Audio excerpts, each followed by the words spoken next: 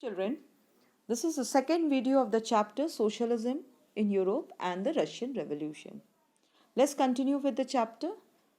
We will start with the coming of socialism in Europe. Children, let us first understand what is socialism.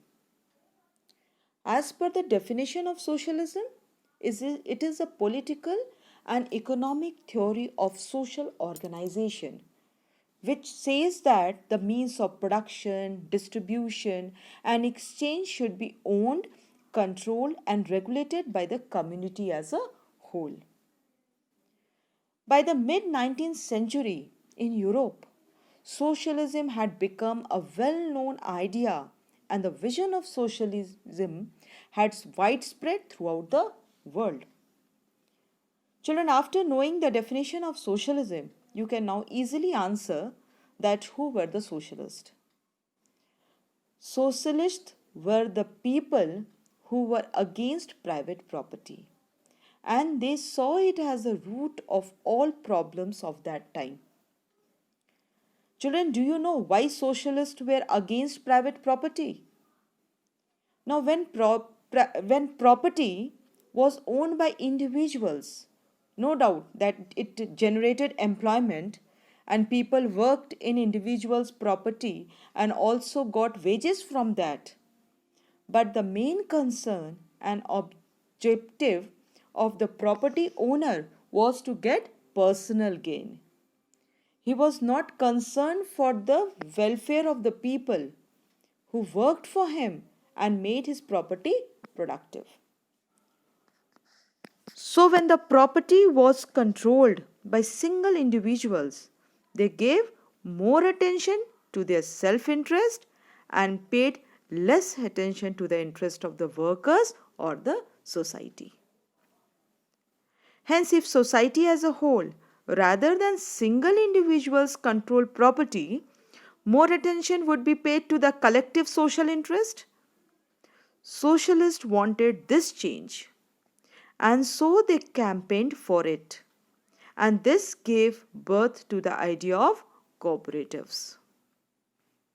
Now let us see how to define cooperatives. Cooperatives were the associations of people who produced goods together and divided the profits according to the work done by the members. Now socialist people had different vision of the cooperatives. Robert Owen, who lived from 1771 to 1858, was a leading English manufacturer, sought to build a cooperative community called New Harmony in Indiana, in USA. So these were the cooperatives built by the rich individuals. But there were other socialists who felt that cooperatives could not be built on a wide scale only through individual initiative of rich people. They demanded that government to build and encourage cooperatives. In France, Louis Blanc, who lived from 1813 to 1882, wanted the government to encourage cooperatives and replace capitalist enterprises. Children, Karl Marx, who lived from 1818 to 1883, and Friedrich Engels, who lived from 1820 to 1895, added other ideas to the ongoing thought of socialism. Karl Marx argued that industrial society was capitalist. The capital or the money and the property that was invested in factories were owned by the capitalist. The profit of production was produced by the workers, but the profit was being accumulated by the private capitalist. And as long as this profit was accumulated by private capitalists, the conditions of worker could not improve. Karl Marx further argued that to change their condition, workers would have to overthrow capitalism and the rule of private property.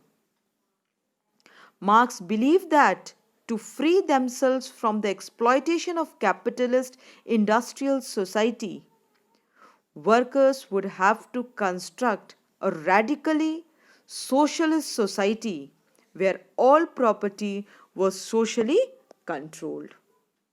This would be a communist society. Marx was convinced that one day workers would certainly be able to achieve this communist society after winning their conflict with the capitalist.